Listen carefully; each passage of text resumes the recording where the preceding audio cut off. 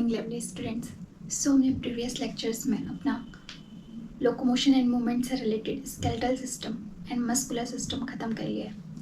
अब हम नया चैप्टर स्टार्ट करने वाले हैं जिसका नाम है ह्यूमन रेस्पिरेटरी सिस्टम। सो यहाँ से भी क्वेश्चंस आपके कॉम्पिटिटिव एग्जाम्स के लिए अराइज होते हैं, ठीक है। सो ये भी आपका इम्पॉर्टेंट टॉपिक है। ये सब किस में हम पढ़ रहे हैं? ह्यूमन फिजियोलॉजी के अंतर्गत, ओके। तो चलते हैं अपना स्टार्ट करते हैं। देखिए रेस्पिरेशन क्या होता है। अब रेस्पिरेशन से जनरली बच्चे ये समझते हैं कि ब्रीदिंग जो होती है, इंस्पिरेशन एक्सपिरेशन, मनली वही होता है, रेस्पिरेशन नहीं। वो एक पार्ट है, रेस्पिरेशन का पार्ट है ब्रीदिंग, ठीक है। इसके अलावा आपकी बॉडी में मतलब आपके जो रेस्पिरेशन के पार्ट्स हैं वहाँ पे बॉडीली एक्सचेंज होता है जो भी गैसेस का, ठीक है। सेलुलर रेस्पिरेशन जिसको कहते हैं, ठीक है। तो गैसेस का क्या होता है? ट्रांसफ़र होता है from one place to another place. So ऐसे ही करके आपका जो होता है रेस्पिरेशन का प्रोसेस होता है। अब रेस्पिरेशन प्रोसेस पढ़ने से पहले आपको ये पढ़ना पड़ेगा कि रेस्पिरेशन में कौन कौन से बॉडी ऑर्गन्स पार्टिसिपेट करते हैं। क्योंकि रेस्पिरेटरी सिस्टम में मेनली आपके 3 पार्ट्स होते हैं। एक तो आपका रेस्पिरेटरी ट्रैक्ट हो जाएगा पूरा, ठीक है। उसके बाद से आपको सबको पता है ट्रैकिया होती है, फिर उसके बाद से आपको होता है डायफ्राम। तो ये तीनों पार्टिसिपेट करते हैं आपके रेस्पिरेशन प्रोसेस में। ये क्या है? बॉडी ऑर्गन्स हैं जो रेस्पिरेशन सिस्टम को रेस्पिरेटरी सिस्टम में पार्टिसिपेट करेंगे, ठीक है। सो कौन कौन से ऑर्गन पार्टिसिपेट करेंगे अभी मैं पहले वो पढ़ाऊंगी, फिर प्रोसेस पढ़ाऊंगी, ठीक है। देखिए तो रेस्पिरेशन ट्रैक्ट क्या होता है।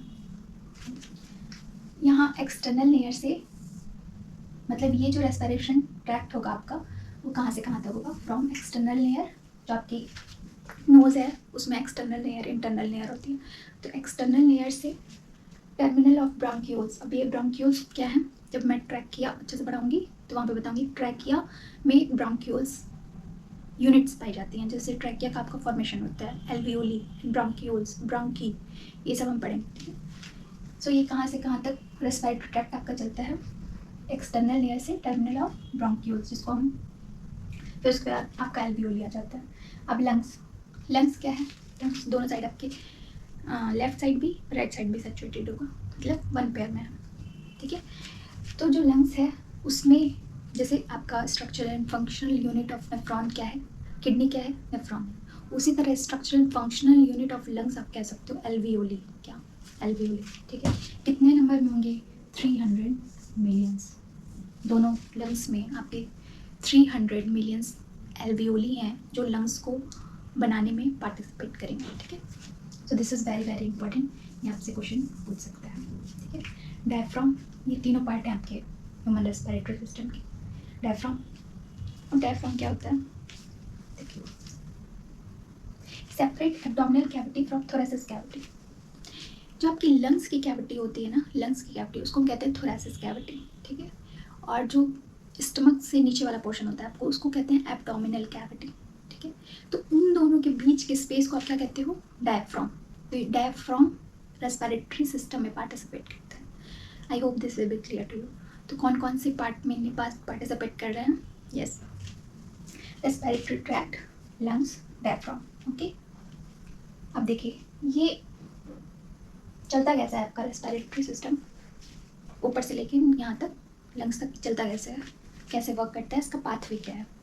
तो एक्सटर्नल लेयर, ये नोज़ का पार्ट है, ठीक है।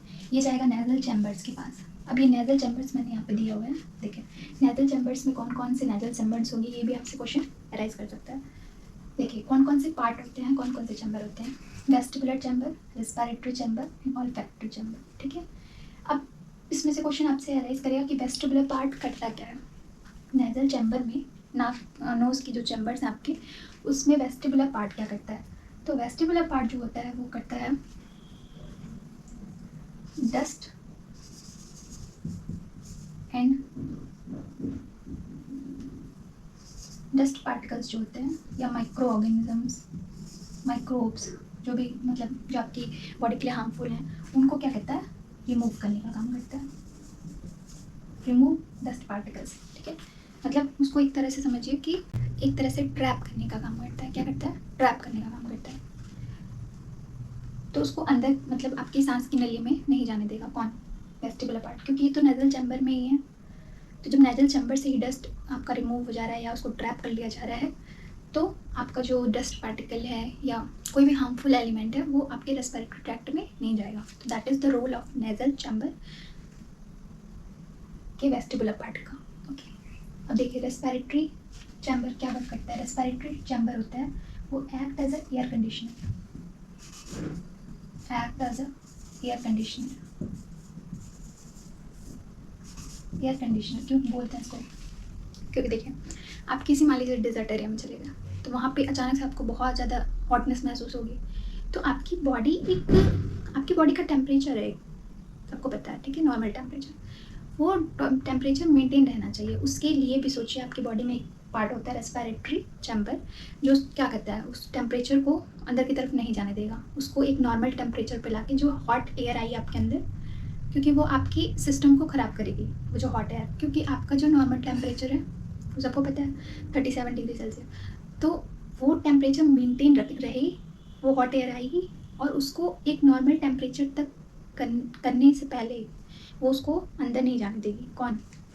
Respiratory chamber. ठीक है, तो that is the role of respiratory. ऐसे ही ठंड में भी है कि कहीं आप ठंडी जगह पे चले गए हो तो वहाँ पे भी एकदम से ठंडी जो एयर है, कूल एयर, वो एकदम आपके सिस्टम में ना चले जाए, उसके लिए ये, क्योंकि वो हार्मफुल हो सकती है आपके लिए, तो उसको नॉर्मल करके फिर अंदर की तरफ भेजता है. कौन? Respiratory chamber. ठीक है. ऑल्फैक्टरी नाम से ये क्या, ऑल्फैक्टरी मतलब सूंघने से रिलेटेड कुछ भी, आपको स्मेल से रिलेटेड. इसमें एक मेम्ब्रेन होती है इसमें, जिसको हम क्या कहते हैं, यस, ऑल्फैक्टरी में cnidarian membrane. Cnidarian membrane.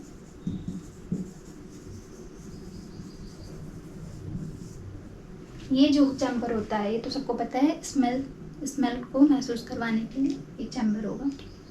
I hope this will be clear to you कि नेजल चैम्बर का रोल क्या होता है. तो ये था नेजल चैम्बर. तो एक्सटर्नल लेयर से, ठीक है, आप जब सांस ले रहे हो नेजल चैम्बर, फिर इंटरनल लेयर, नोज का ही पार्ट है इंटरनल लेयर. ठीक है, फिर नेजोफेरिंग्स, फिर आपका फेरिंग्स वाला एरिया आ जाएगा. फेरिंग्स किस में हमने पढ़ा है, डाइजेस्टिव सिस्टम में अभी पढ़ेंगे, अभी हमने डाइजेस्टिव सिस्टम में स्टार्ट नहीं किया. ठीक है, तो नेजोफेरिंग्स क्यों लिखा है, क्योंकि जो आपकी नोज़ है ना उससे कनेक्टेड रहता है फेरिंग्स, तो इसलिए नेजोफेरिंग्स. कहाँ जाएगा? लैरिंग्स में. नेजोफेरिंग्स से आपका लैरिंग्स में जाएगी एयर, फिर ट्रैकिया, फिर bronchioles, respiratory duct and then lastly alveoli, जो कि किसकी यूनिट है? लंग्स की. ठीक है, तो ऐसे आपका पाथवे वर्क करता है. एक्सटर्नल लेयर से एयर गई आपकी नेजल चैम्बर में, फिर इंटरनल लेयर, फिर नेजोफेरिंग्स, फिर लैरिंग्स, फिर trachea, bronchioles, respiratory duct, then alveoli. Okay, अब देखिए मैंने पे बताया लैरिंग्स. ये सब तो आपको समझ में आ गया कि किसका किसका पार्ट है. फेरिंग्स में आपको एक्सटर्नली अच्छे से डाइजेस्टिव सिस्टम में पढ़ाऊंगी. ठीक है, अब लैरिंग्स के बारे में देखते हैं. हमने ये पार्ट पढ़ लिया. ओके, लैरिंग्स के बारे में पढ़ते हैं. लैरिंग्स क्या होता है? लैरिंग्स एक आपकी बॉडी में वॉइस बॉक्स की तरफ एयर करता है, जहाँ से आपकी आवाज़ आती है. ठीक है, इसलिए इसको वॉइस बॉक्स. लैरिंग्स जो होती है वो आपकी वॉइस बॉक्स, या इसको आप साउंड बॉक्स भी कह सकते हो. क्या कह सकते हो? Sound box. Made up of 9 cartilage. So यहाँ से क्वेश्चन बहुत ही अराइज करता है, तो ये आप लोग एकदम रट लीजिएगा या इसको लर्न कर लीजिएगा अच्छे से डायग्राम के थ्रू. ठीक है, तो लैरिंग्स जो होती है आपकी वॉइस बॉक्स होती है, जो कि सब में पाई जाएगी, सारे ह्यूमन बींग्स में, एनिमल्स में. ठीक है, तो देखिए कार्टिलेज मतलब यहाँ पे कार्टिलेजिनस जॉइंट्स होती हैं. कैसी होती है? कार्टिलेजिनस जॉइंट, स्मूथ जॉइंट्स जिनको हम कहते हैं, या जो थोड़ी क्या होती हैं, फ्लैक्सिबल होती हैं. अब कितने टाइप की कार्टिलेज से बना है आपका लैरिंग्स? 9 टाइप्स की कार्टिलेज से बना है. टोटल नंबर भी आपको याद रखना है, 9 कार्टिलेजेस से. फर्स्ट नंबर है आपका थायराइड कार्टिलेज. ये कितनी पेयर में होंगी? एक. अनपेयर्ड बोल सकते हो. Cricoid cartilage unpaired. Arytenoid cartilage, अब आपको यहाँ पे दिमाग में रखना है कि ये पेयर्ड होती है. कौन? एरिटिनॉइड कार्टिलेज. कॉर्निकुलेट, ये भी पेयर्ड होती हैं. क्यूनिफॉर्म, ये भी पेयर्ड होती हैं. ओके, और एपिग्लॉटिस, ये दिमाग में रखिएगा, ये अनपेयर्ड होती है. अनपेयर्ड. ओके, लैरिंग्स कितने कार्टिलेज से मिलकर बना है? 9 कार्टिलेज से. ठीक है, तो थायराइड कार्टिलेज कितना है आपका? अनपेयर्ड है. क्रिकॉइड कार्टिलेज अनपेयर्ड है, एरिटिनॉइड, कॉर्निकुलेट, क्यूनिफॉर्म, ये तीनों आपकी पेयर्ड है। ये आपको यहाँ पे याद रखना है कौन सी पेयर्ड है और कौन सी अनपेयर्ड है। तो इसको आप कैसे ट्रिक से याद करोगे, ACC, ये तीनों क्या है आपकी पेयर्ड है और बाकी कितनी क्या है अनपेयर्ड है। और एक और चीज़ यहाँ पे इम्पॉर्टेंट है कि इपिग्लॉटिस को छोड़ के, जो कि एक इलास्टिक कार्टिलेज है, इलास्टिक कार्टिलेज, जो भी मैं एक्स्ट्रा पॉइंट बोलती हूँ वो आप नोट करते जाइएगा, ठीक है। इलास्टिक कार्टिलेज है इपिग्लॉटिस, फ्लैप करती रहती है। Apart from that thyroid, cricoid, arytenoid, corniculate, cuneiform, ये पांचों जो होती हैं वो आपकी कैसी कार्टिलेज हैं, yes it is hyaline cartilage. तो इसको भी नोट डाउन कर लीजिएगा, ये पांचों आपकी कैसी हैं, हाइलाइन कार्टिलेज, इपिग्लॉटिस को छोड़ के। हाइलाइन कार्टिलेज क्या होती है, स्मूथ कार्टिलेज होती हैं जो बोन और जॉइंट्स के एंड में पाई जाती हैं, ठीक है। अब ये जब मैं कार्टिलेजनेस कार्टिलेज सिस्टम पढ़ा रही हूँ अच्छे से तो वहाँ पे बताऊँगी, डोंट वरी फॉर इट। अब यहाँ पे आप जाएंगे, ये स्मूथ कार्टिलेजेस होती हैं और जॉइंट्स के एंड्स में या बोन्स के एंड्स में पाई जाती हैं। अब देखिए, तो लैरिंग्स में ये बहुत इंपॉर्टेंट था, यहाँ से क्वेश्चन अराइज करते हैं कि कौन से पेयर्ड है कौन से अनपेयर्ड है, ठीक है। अब अपार्ट फ्रॉम दैट हम यहाँ पे आते हैं, नेजल चैम्बर आपका हो गया था, ये आपका डायग्राम है, क्योंकि यहाँ पे स्पेस नहीं था इसलिए मैंने यहाँ पे बना दिया। ध्यान से देखिएगा कि दिस इज योर सबसे लार्जेस्ट होती है आपकी थायराइड कार्टिलेज, ये भी लिख लीजिए। थायराइड कार्टिलेज कैसी होती है, लार्जेस्ट होती है, ओके। अब देखिए थायराइड कार्टिलेज का स्ट्रक्चर ये पूरा है आपका, ये वॉइस बॉक्स है आपका, वॉइस बॉक्स नीचे लिख लीजिएगा, इसका स्ट्रक्चर है वॉइस बॉक्स का, लैरिंग्स का। तो ये जो है आपकी, इसको कहते हैं ग्लॉटिस, ग्लॉटिस। तो थायराइड कार्टिलेज, ये पूरा थायराइड कार्टिलेज है, एक बाल्टी की शेप का लग रहा है ना। तो थायराइड कार्टिलेज के स्पेस को यहाँ पे क्या कहते हैं, ग्लॉटिस, जो ऊपर क्लियर है कि स्पेस जो पाया जा रहा है उसको ग्लॉटिस कहते हैं। तो this is very very important. Corniculate, ये दोनों साइड साइड में, मतलब ऐसे स्ट्रक्चर आपका कार्टिलेज का ऐसे पाया जाता है आपकी लैरिंग्स में। एरिटिनॉइड, दिस इज योर एरिटिनॉइड, दोनों साइड में होगा, दोनों पेयर्ड है ना, कॉर्निकुलेट भी पेयर्ड है आपके, दो नंबर, क्रिकॉइड, इधर क्रिकॉइड, ठीक है। तो ऐसे करके आपका कार्टिलेज पाया जाता है। इपिग्लॉटिस कहाँ है, आपको दिख रहा है, अनपेयर्ड फॉर्म में है। और ये इलास्टिक इसलिए है, देखिए जब भी आप कुछ खाते हो तो वो आपकी ट्रैकिया या लंग वाले सिस्टम में, फूड पाइप जो होती है उसी में आपका खाना जाए, ना कि आपके लंग्स में या एल्वियोलर सिस्टम में चला जाए, समझ रहे हैं। मतलब आपके रेस्पिरेटरी डक्ट में आपका फूड ना चला जाए, इसलिए इपिग्लॉटिस होता है, फ्लैप लाइक स्ट्रक्चर। ये ट्रैकिया के ऊपर जस्ट आपका लैरिंग्स पाया जाता है ऐसे। I hope this will be clear to you. जो एरिटिनॉइड कार्टिलेज है उसके पास एक स्मॉल नोड्यूल लाइक स्ट्रक्चर होता है, स्मॉल नोड्यूल लाइक, स्मॉल, इसको भी नोट डाउन कर लीजिए, ये भी पूछ सकते हैं आप, नोड्यूल लाइक स्ट्रक्चर, उसको हम कहते हैं, क्या कहते हैं, yes small nodule like structure. तो स्मॉल नोड्यूल लाइक स्ट्रक्चर होता है जिसे हम कहते हैं, क्या कहते हैं, yes cartilage of Santorini, cartilage of Santorini. तो उसको भी नोट डाउन कर लीजिएगा आप लोग, कार्टिलेज ऑफ सेंटोर्नी कहाँ प्रेजेंट होता है, स्मॉल नोड्यूल लाइक स्ट्रक्चर है जो एरिटिनॉइड कार्टिलेज के पास पाया जाएगा, ओके। कॉर्निकुलेट को देखिएगा यहाँ पे ऐसे, ये वाला स्ट्रक्चर कॉर्निकुलेट, सॉरी इधर भी है इधर भी है, कॉर्निकुलेट ये वाला, और ये जो दो लाइन्स गई है ये है आपका एरिटिनॉइड कार्टिलेज, ठीक है, ऐसे। तो ऐसे आपका स्ट्रक्चर है। और out growth of thyroid cartilage जो होती है वो आपकी क्या कहलाती है, अगर आपने कभी सुना हो एडम्स एप्पल के बारे में, एडम्स एप्पल, एडम्स एप्पल,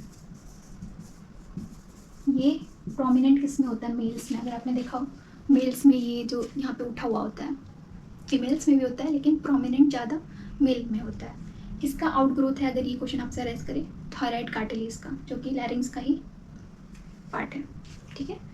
तो out growth of thyroid cartilage को क्या कहते हैं हम, एडम्स एप्पल, जो कि मेल में प्रोमिनेंट होगा। तो ये भी आप लोग नोट डाउन कर लीजिए।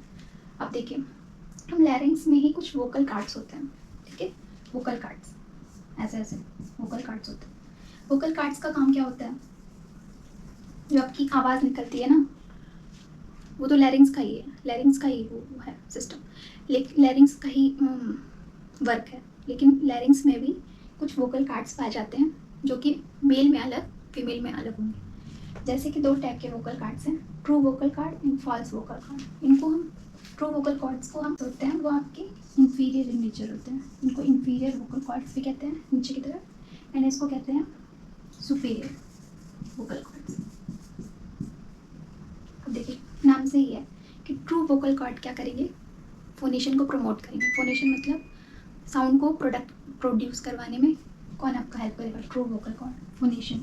तो उसको नोट डाउन कर लीजिए, ट्रू वोकल कॉर्ड आपकी वॉइस को प्रोड्यूस करने में पार्टिसिपेट करेंगे। यहाँ पे फॉल्स वोकल कॉर्ड बस होते हैं लेकिन वो फोनेशन में पार्टिसिपेट नहीं करते हैं। तो no phonation, not participate in phonation या नो फोनेशन, आप कुछ भी लिख सकते हो, फोनेशन। ठीक है, अब देखिए दो वोकल कॉर्ड्स के बीच में, मान लीजिए भाई आपकी फोनेशन में के लिए कौन रिस्पॉन्सिबल है, ट्रू वोकल कॉर्ड्स। तो दो ट्रू वोकल कॉर्ड्स के बीच में स्पेस होता है जिसको हम कहते हैं रीमा ग्लॉटिडिस।